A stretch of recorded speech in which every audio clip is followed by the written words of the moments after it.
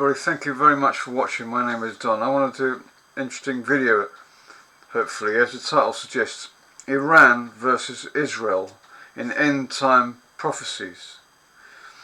Also, I'll speak more about Iran is actually in the Bible in 3 places about a prophecy concerning the end times. So Iran plays a big part in bringing about the end times, and before that I'll speak about Donald Trump, and a little clip about, he giving Iran an ultimatum, 2-month ultimatum,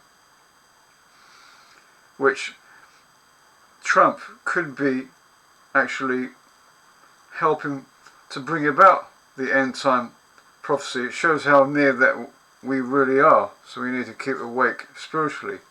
I'll show a little clip from it's a video called from Velocity, about a few minutes long, Trump, and it's called 2 months or else. That's what Trump said to Iran about doing a nuclear deal, a new nuclear deal. So it's called Trump gives Iran a final ultimatum. I will show a little clip and then speak more about this and scriptures in the Bible about Iran for the end times. President Donald Trump has delivered a dramatic ultimatum to Iran's supreme leader Ali Khamenei, giving Tehran just 2 months to agree to a new nuclear deal or face serious consequences. The letter was sent through United Arab Emirates intermediaries in a calculated diplomatic maneuver. The White House National Security Council confirms Trump's message was clear: resolve the nuclear dispute diplomatically and quickly, or face alternative measures. This direct approach raises a crucial question. Can decades of hostility between the US and Iran be resolved in just 60 days? What exactly is behind this sudden shift in America's approach to Iran? The answer reveals a strategic calculation that's been months in the making. Before we explore the details, it's important to understand the current state of Iran's nuclear program, which has advanced significantly over the past 4 years. According to the International Atomic Energy Agency, Iran now possesses enough 60% enriched uranium for 6 nuclear bombs, if further enriched to weapons grade. Trump's letter traveled through a carefully constructed diplomatic channel. It was first handed to UAE leader Mohammed bin Zayed by Trump envoy Steve Witkoff in Abu Dhabi. The UAE then delivered it to Iranian Foreign Minister Abbas Araghchi. "We can't let them have a nuclear weapon," Trump stated recently. "Something is going to happen very soon. I would rather have a peace deal than the other option, but the other option will solve the problem." The ultimatum wasn't delivered without preparation. The White House briefed key allies including Israel, Saudi Arabia, and the UAE before sending the message, signaling the serious nature of this diplomatic push. Khamenei's initial response was dismissive, calling Trump's letter a deception designed to make Iran appear unwilling to negotiate. "This person tore apart and threw out of the window finished and completed and signed talks," Khamenei said, referring to Trump's 2018 withdrawal from the original nuclear deal. However, Iran hasn't completely closed the door on diplomacy. Iran's UN mission indicated that talks might be possible if they address concerns about potential militarization of Iran's nuclear program, but they firmly rejected any negotiations aimed at dismantling what they consider their peaceful nuclear program. Trump's national security advisor Mike Waltz has set clear conditions, stating Iran must hand over and give up all elements of its nuclear program, including missiles, weaponization, and uranium enrichment. The timeline presents a significant challenge. The original 2015 nuclear deal took 20 months to negotiate, making the 2-month deadline appear nearly impossible to meet. If negotiations fail, military action becomes increasingly likely. Trump has also threatened dire consequences over Iran's alleged support for Houthi rebels, indicating multiple pressure points in this standoff. Iranian-backed Iraqi militias have already taken precautions to avoid Israeli strikes following US warnings, showing the regional ripple effects of this high-stakes diplomacy. The situation underscores the fundamental challenge that has faced multiple US administrations: how to prevent Iran from obtaining nuclear weapons without triggering... So that was the Velocity News. I mean, the stakes couldn't be higher. I mean, Trump is basically giving Iran an ultimatum of only 2 months, 60 days. You know, a threatening letter he was sent. Come to the negotiating table. To sort out a new nuclear deal, or else being bombed, like the likes of never before, so, you can't really force someone, 2 months is not much, so that will make, end of May or June. Only lately they said Iran's willing to negotiate, but not directly to America, but through maybe Oman, one place said. But even Russia agreed to mediate and warned America, because Russia is the ally of Iran, warned them not to bomb Iran. So either make a deal, new nuclear deal, or they will do it for them, dismantle their nuclear facility and bomb all their nuclear facilities, because they worried they have nuclear bombs. So, really quotes. But what's this threat done? It only made it worse. I've heard someone, another video says, Iran was angry and they readied their missiles. They got their missiles ready on missile launchers deep underground in dubbed underground missile city. So the underground missile city, they have, the Iran, and their launchers with ballistic missiles are already ready. Also, the Supreme Leader said, Khamenei said, if the US does attack, they will certainly receive a heavy blow in return. Another article says, and a senior advisor to Khamenei, the Iran's Supreme Leader, said, issued dire warnings to USA. We will have no choice but to go nuclear if Israel and US bomb Iran. Called nuclear, can you imagine that? That proves they've got nuclear bombs. Also, they warned they would respond decisively and immediately with any threat.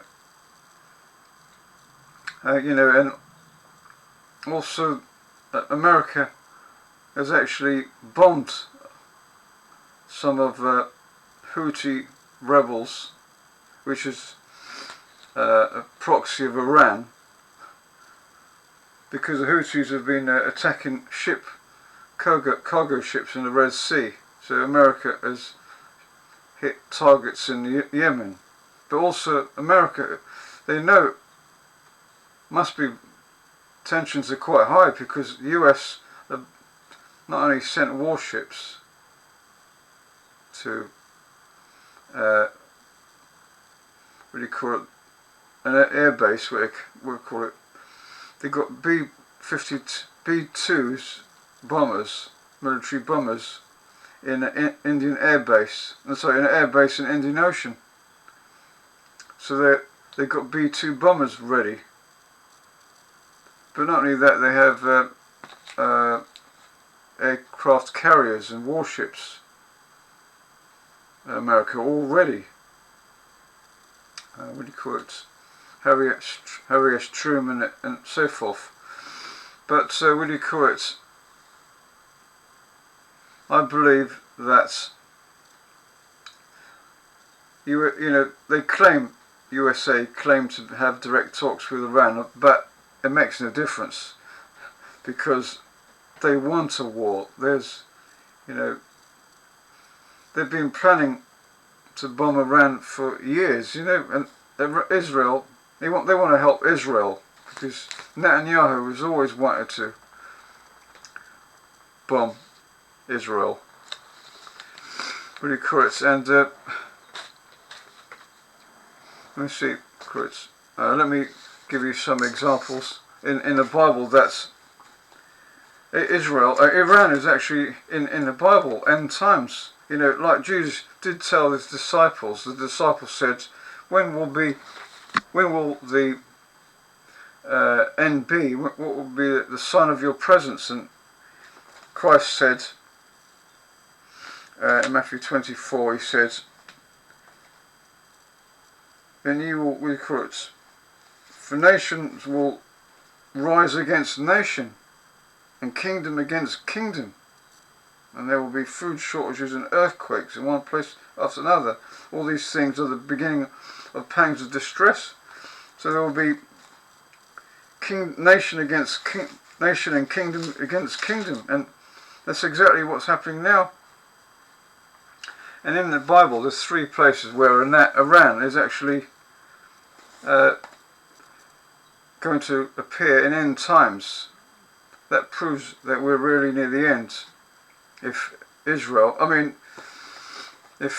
Iran doesn't want to agree, and they will attack, and this will create a wider war because you have Russia on the side of Iran, the Gog of Magog, as it were.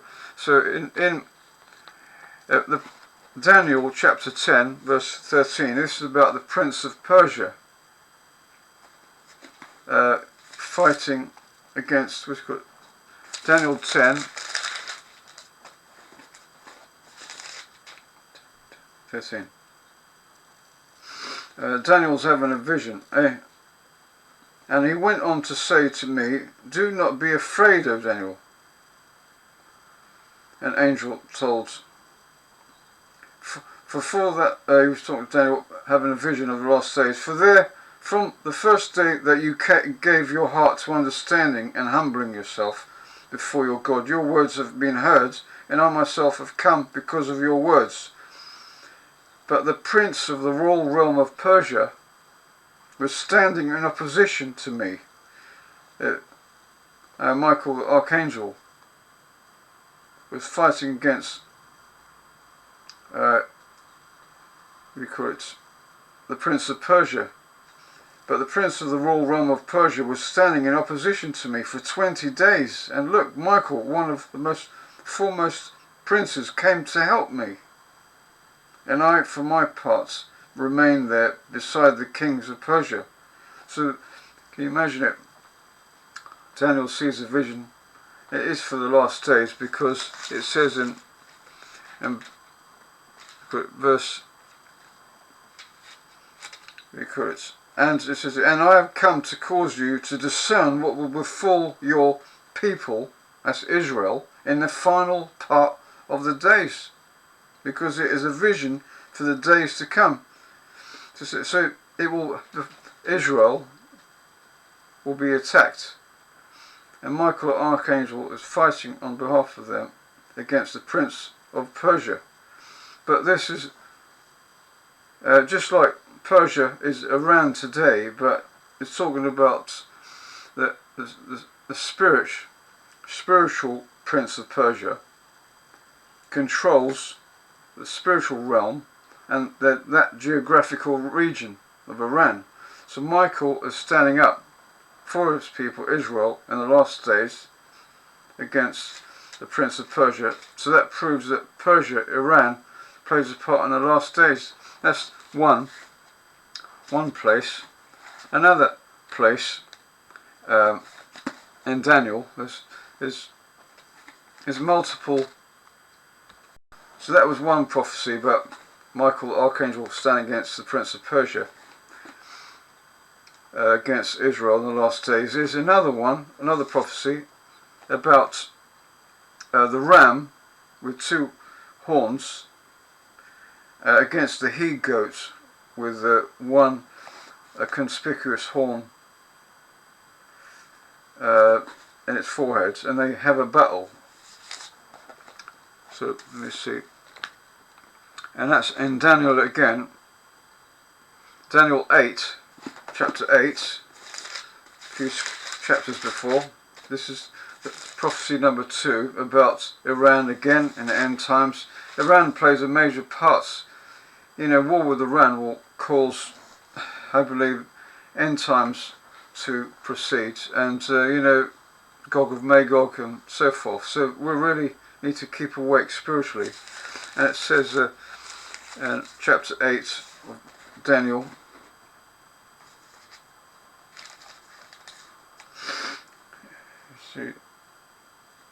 Daniel was seeing a vision. When I raised my eyes, then I saw, and look, a ram standing before the watercourse, and it had two horns, the ram, and the two horns were tall, but one was taller than the other, and the taller one was the one that came up afterwards. And I saw the ram making thrusts to the west and to the north and to the south, and no wild beast kept standing before it, and there was no one doing any delivering out of the hands.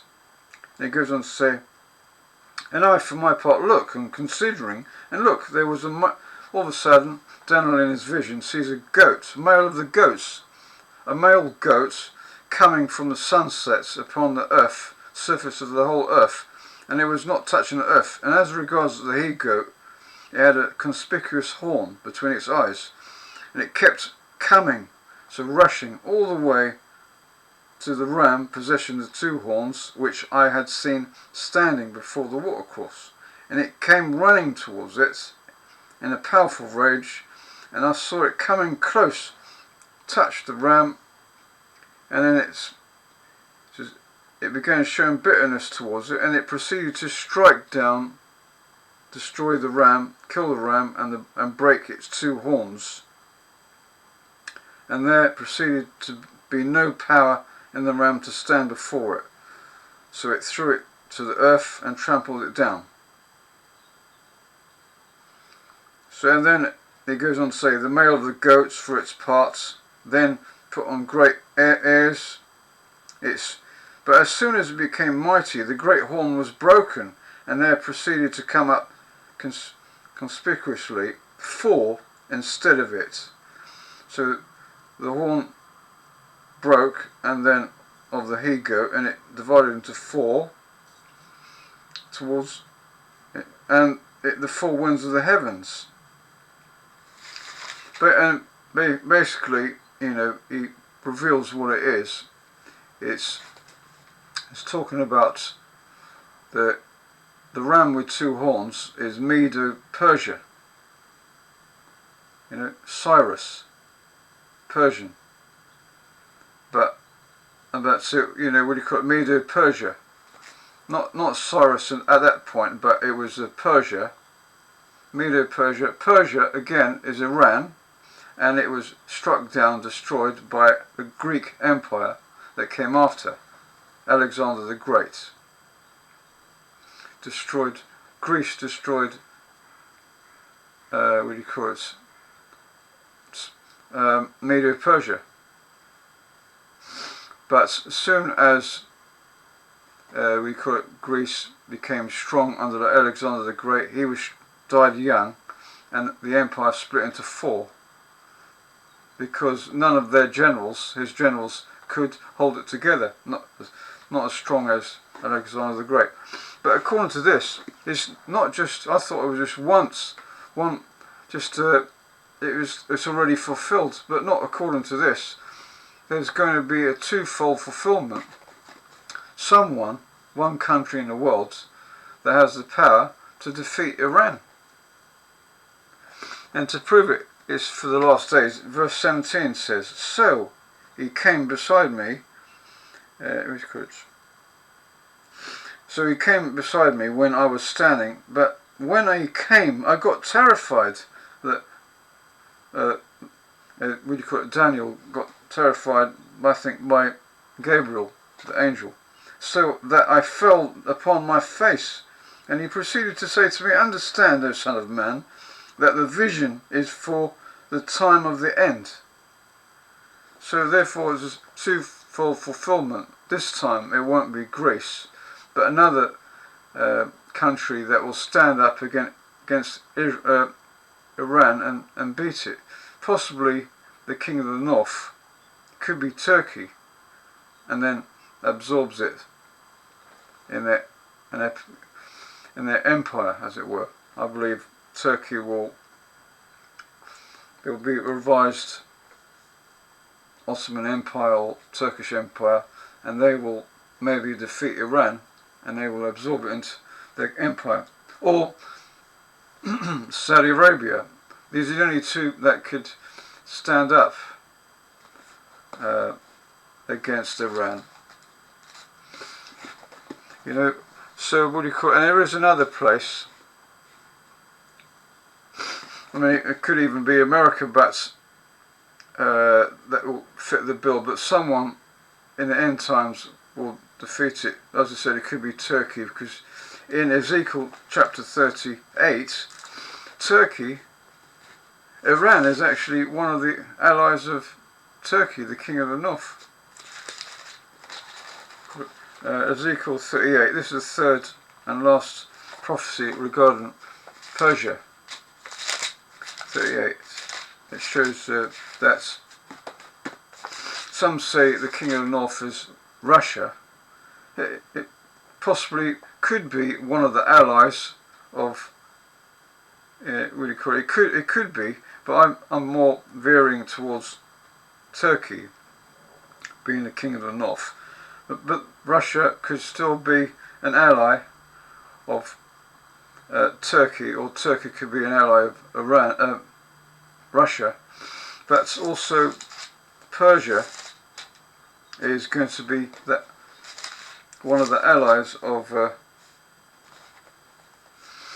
what do you call it, the king of the north. So Iran plays a major part.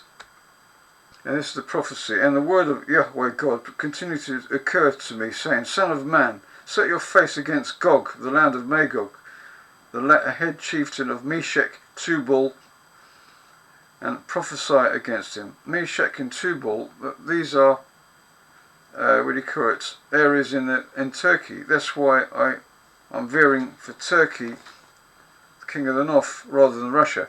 And I said, shall certainly turn you around, use the king of the north, Turkey or Russia as some say, and put hooks in your way, and bring you forth with your military force, horses and horsemen, all them clothed in perfect taste, numerous congregation, large shield and buckler, all of them handling swords. And listen to this: Persia, that's Iran, will be an ally, Ethiopia and Put, Sudan and Libya, and Iran will be there, what do you call it, with them. So it shows that Iran will be an ally.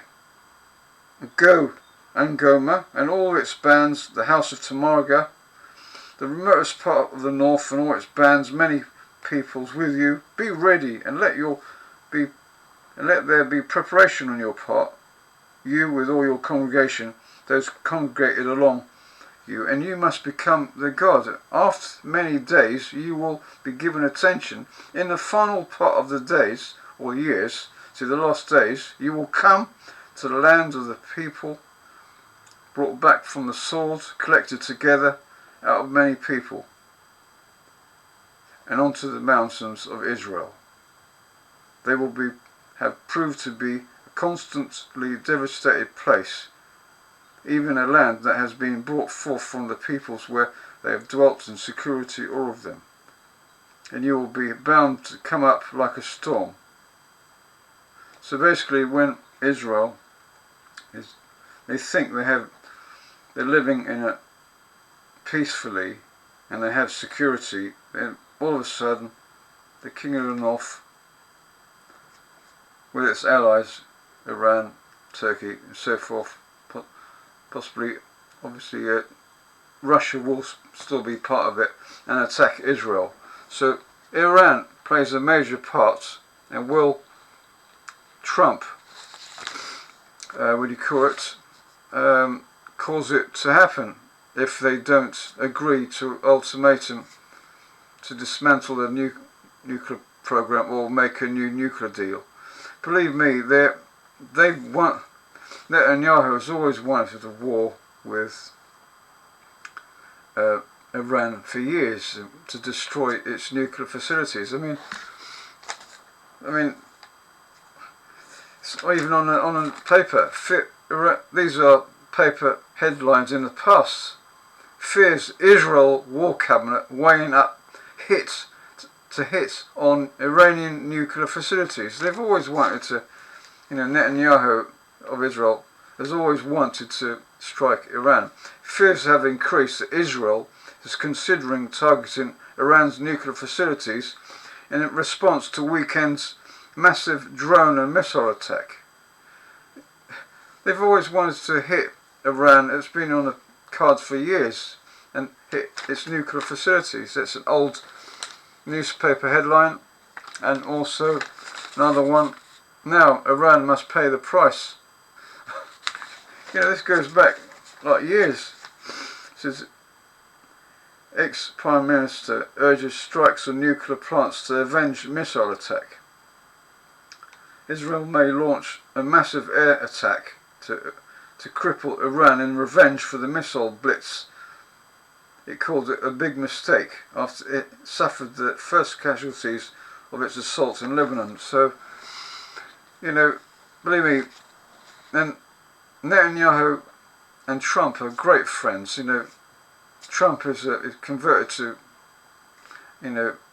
Jew, so anything to help out. What he wants to help Israel. I mean, do you know there are those in there's those in Israel called Chabad Jews, Zionists or Chabad Jews, Chabad, Chabad Jews that want to create end times. They actually want to create end times. So, and guess what? Putin and Trump, according to Israeli News Live, and I bet you Netanyahu are Chabad Jewish, converts, whatever. So they are those in, Israel that actually want a war with Iran, and they don't care about innocent people that will suffer in Israel, but also because out of which this war, their Messiah, false Messiah, will come. We know it's a false Messiah because ours came 2,000 years ago. But also, did you know that even Iran? I saw a video. Even Iran. They want. There's people in Iran that don't care if they don't mind having a war with Israel. That sounds very worrying, because they don't care if there's thousands of casualties in Iran and want a war with Israel, because out of which their Mahdi will come. So they don't care. Those in Israel, Zionists or Chabad Jews, and also in Iran, they don't mind fighting each other. One is waiting for the Mahdi and one is waiting for the Messiah, false Messiah. So, as it says in the Bible, they prophesy that Iran is going to come in end times. Any excuse to fight Israel, even Trump said.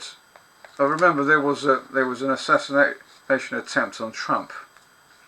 Sorry, it's a bit long, but got a lot to cover. I wanted a lot to cover. The assassination on Trump, where he was just very lucky and just his ear got shot. the ear they wanted to assassinate him, but he just scraped his ear. But in fact, they found out that Iran was behind it. So, and he said, if anything happens to Trump, if anything happens to him, even Biden said, if he gets killed or assassinated, to actually completely destroy Iran. Maybe, who knows if they're going to make a false flag, just any excuse to, destroy Iran. If anything happens to Donald Trump. Also, what do you call it? Let me see. And remember, we call it Revelation chapter 12, and the second sign, and another sign was seen in heaven, and look, a great fiery coloured dragon, with 7 heads and 10 horns, and upon its head 7 diadems. It says there, and the dragon kept standing before the woman at Israel, who was about to give birth, that she did give birth, and it might devour her child, 144,000 male child. So this is it. This is that the dragon has 7 heads. I just thought to myself, this red dragon with 7 heads and 10 horns. Of course, it represents more than one thing. One red dragon means Satan, but also Satan's world power on the earth. And guess what? I remember Netanyahu said Israel's fighting a 7-pronged attack. So is this the 7-headed red dragon? Red dragon with 7 heads. Iran is 1, Lebanon, all attacking Israel, Yemen, that's 3, Palestinians in Gaza, 4, 5, Iraq and Syria, there's 7. Could that be the 7-headed wild beast? Basically, an Islamic world empire. I will talk more about that. I did another video about that, about Islam, the final world empire. But also, Iranian flag. Have you seen the Iranian flag? Remember the red dragon?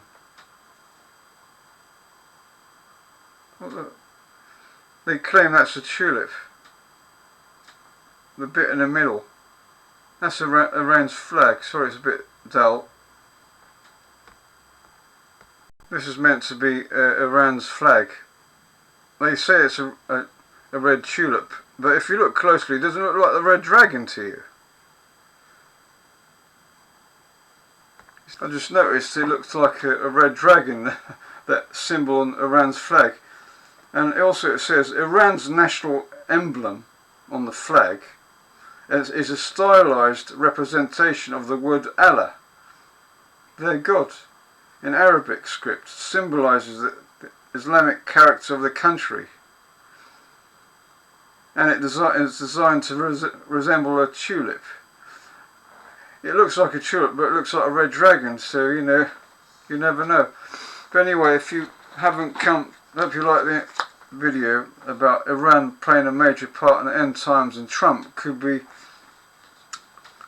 making it happen soon if he's not careful.